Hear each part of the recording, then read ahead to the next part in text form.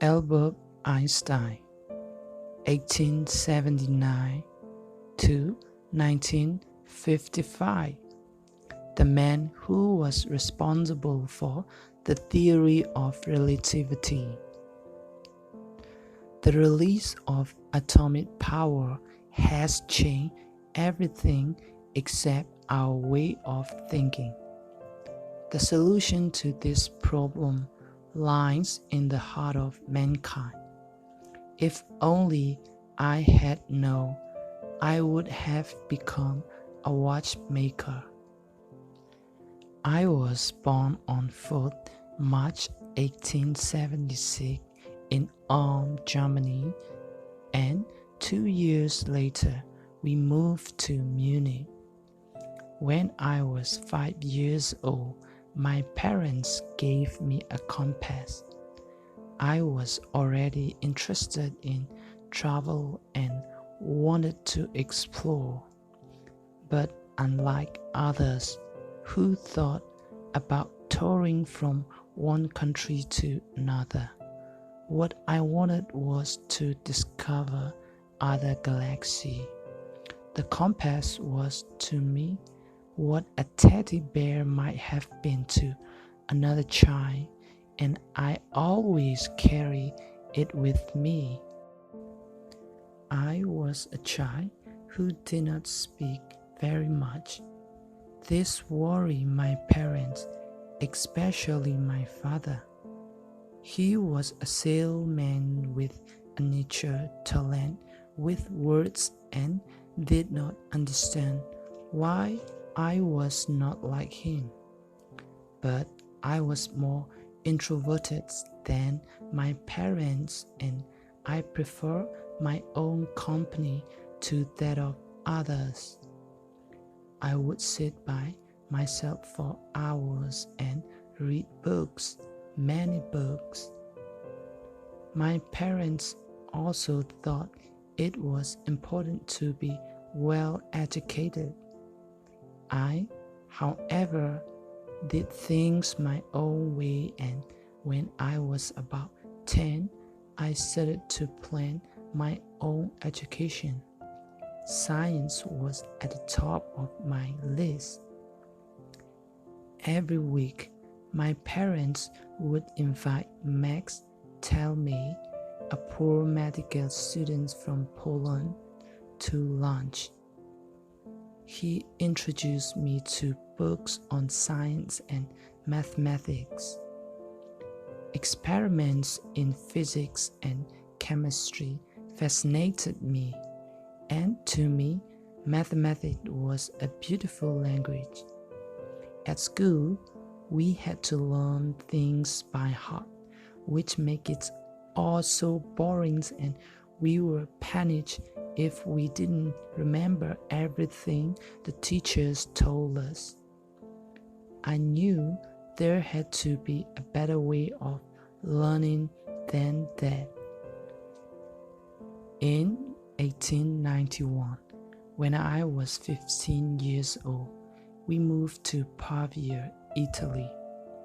I now had to learn a new language, and I knew that sitting in a classroom was not the way to do it.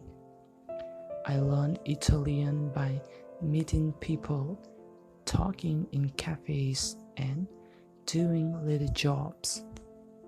I wanted to learn about technical subjects, but I didn't have good enough grades to get into the local school. Instead, I went to Isreal in Switzerland to finish high school, and then I enrolled at the Federal Polytechnic in Zurich. That year, I gave up my German citizenship, and for the next few years, I did not belong to any country. I had been born into a Jewish family, but I didn't like the rules that religion forced people to follow. I couldn't see why we had to lead the lives chosen for us by our parents. so I gave up Judaism. At college, I noticed an attractive girl called Maliva Marix, who had just arrived from Serbia. She had some problems in speaking Swiss German, which I was able to help her with, and we also studied together. We became close friends.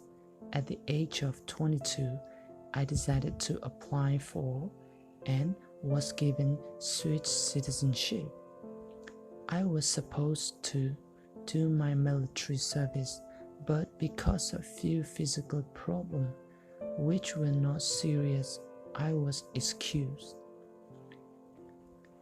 This suited me extremely well, as thoughts were more important to me than physical action. I returned to Italy for a while to stay with my parents, and Maliva came with me. My parents welcomed her as part of the family, and we lived with them. I wanted to become a physics teacher but did not have the necessary qualifications, so I applied to be a patent examiner instead. A patent is a document that gives you the right to make or sell a new invention. I was given a job by the Swiss Patent Office. This meant I now had a steady income and could set up a home in Bern, so I asked Maliva to marry me. Being married was the start of a new way of life for me, and within a year, our son Hans Albert was born. My home life, work, and research were all moving fast.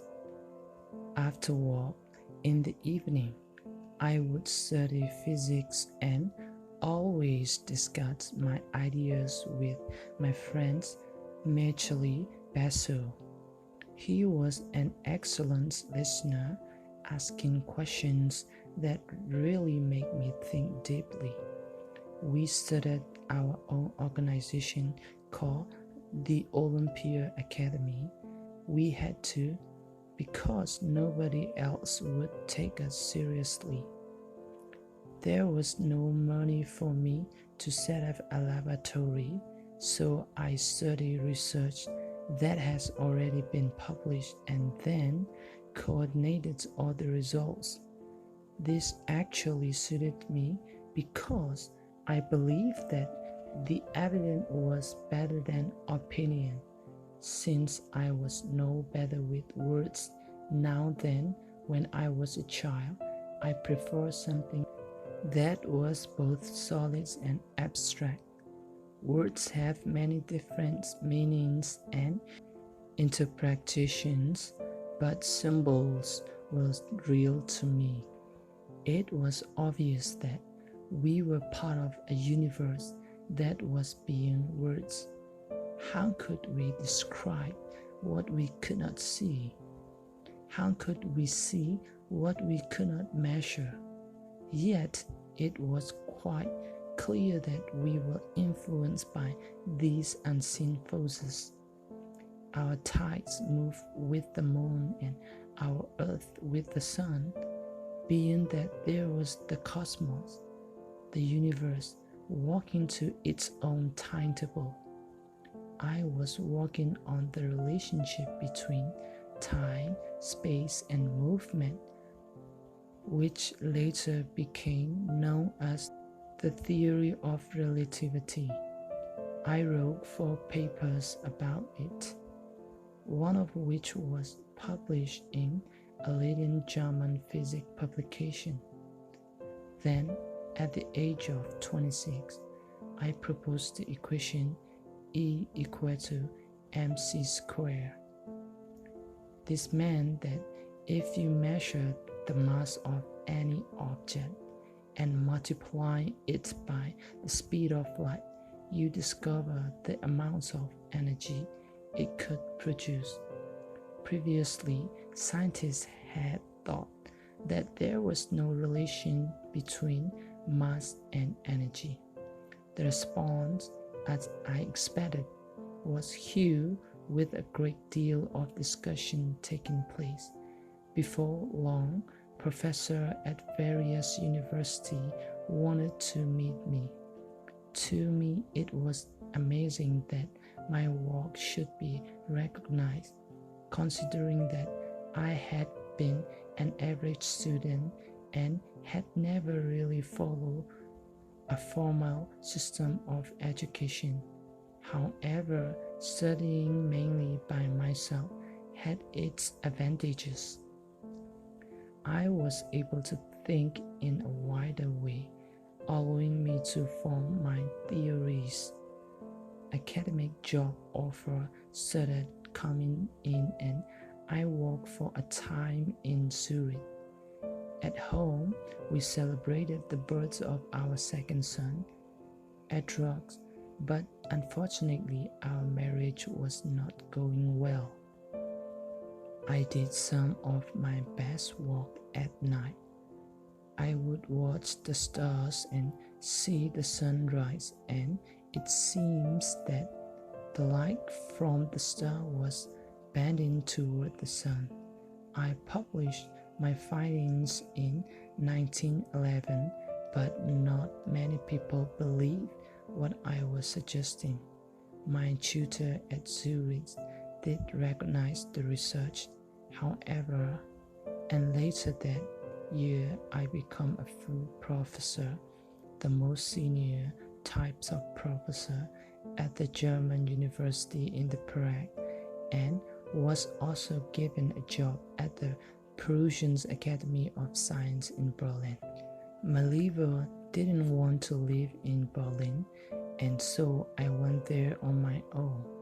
I shared a house with my cousin, Elsa Lowenther. Elsa was very interested in my work, and we became close friends. Maliva was not happy about these relationships, and when she eventually came to Berlin, it was obvious that our marriage was over. Maliva took our sons and left.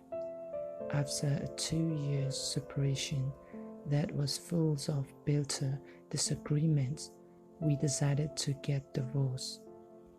In the meantime, the First World War had started, but I was able to continue with my research work, and I published on the general theory of relativity. Before the divorce became final, Maliva had heard that I might win a Nobel Prize. She insisted she would get the prize money so that she wouldn't have to worry about how she and our sons were going to survive. Naturally, I agreed, but I found this whole period extremely stressful and I was not at all well. Elsa nursed me through my illness, and once I had recovered, we decided to get married. Then in 1990, a chance to test my theory of relativity happened when there was an eclipse of the sun. My ideas were supported and those of Newton's were questioned. During that time, my work on cosmology, the study of how the universe was made, was published. Invitations came flooding in from all over the world as people wanted to hear my views. In 1922, the Nobel Prize for Physics was awarded to me. The cash prize, as agreed, was sent to Maliva, who bought some property with it. My work continues, and the Einstein Institute in Potsdam was opened in 1924. I was interested in learning more about quantum mechanics, which is the study of atoms. These are the smaller parts of an element, and working with Niels Bohr, significant advances were made. After several years of traveling and working non-stop, I started to feel unwell again. Doctors said it was mental stress that was making me feel ill. The Great Depressions brought poverty and despair to many, and money for research was more difficult to find. Added to that was the rise of Nazism in Germany. In particular, Jews were under attack and I could not walk there. I may have given up my religion, but on paper I was still Jewish. So we made an arrangement for me to take a job in the USA. Elsa and I arrived there in 1933, and I started work at the Institute for Advanced Study in Princeton. Soon I noticed that Elsa was not very well. The doctors were unable to help her, and in 1936 she died. More sad news was coming from Germany, where many Jews had already been killed. In the meantime, scientists had been able to split the atom, and it was recognized that the results, tiny pieces of radioactive material, had the potential to release huge amounts of nuclear energy in the form of a new deadly weapon, the atom bomb. In 1939, a friend of mine, Leo Szilard, who was Hungarian physicist, wrote to President Roosevelt in the USA with the horrible warning that Germany might be making this new weapon. He wrote that for its own protections, the USA ought to start work immediately and make an American atomic bomb. Szilard was not well known outside the scientific community, and President Roosevelt did not take him serious.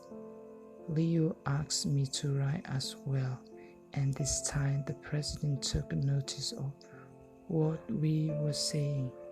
As a result, a top-secret research program called the Manhattan Project was started in a hurry and at huge expense to the government. I was not invited to take part in the bomb's development as I was viewed as being a security risk. In 1940, I became an American citizen. As I continued my work, I listened with horror to what was happening in the war. In Europe, millions were dying in the gas chamber and concentration camps. What could be done from so far away? One way was to find ways of defeating the country of my birth. Another was to raise money for Jewish charities.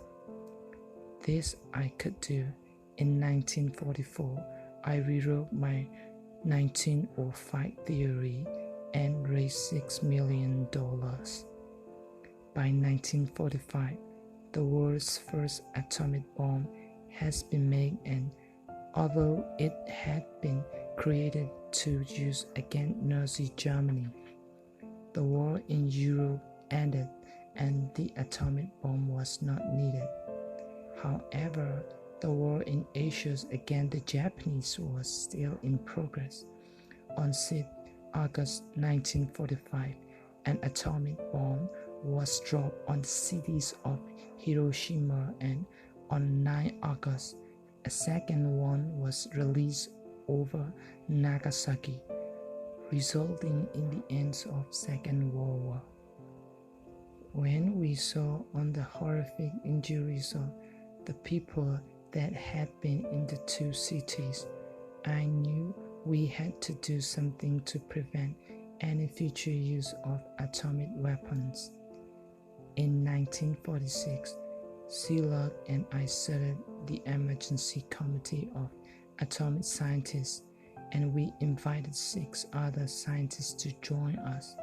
The committee raised money which was spent on informing ordinary people about the effects of radiation from the atomic bombs.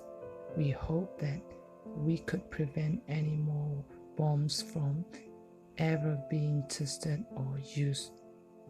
By 1951, I was exhausted by the amounts of work I had and decided to end the committee. But this did not mean that its message was no longer being given to people. One of the members was Linus Pauling, who tirelessly continues to campaign for the ends of nuclear testing and for the nuclear disarmament for many years. Once the war was over, we all breathed a sigh of relief, but further problems were to hit me. My son, Edward, became ill and died in hospital. Maliva had been praying for his care, with the result that not only did she have no money, she had also run off large debts. I decided to help her. In a mix of 85,000 Swiss francs of my money went into her account. Legally, she had the right to keep the money, which of course she did. I didn't try to get the money back when my other son and his family also moved to the USA. Maliva came with them, but we did not start our life together again, and in 1953 she became ill and died. My own energies were becoming weak, and 2 years later I too died. My life had not been easy. One thing was sure though. I had come up with the theory of relativity that changed perceptions and would set the agenda for a new age.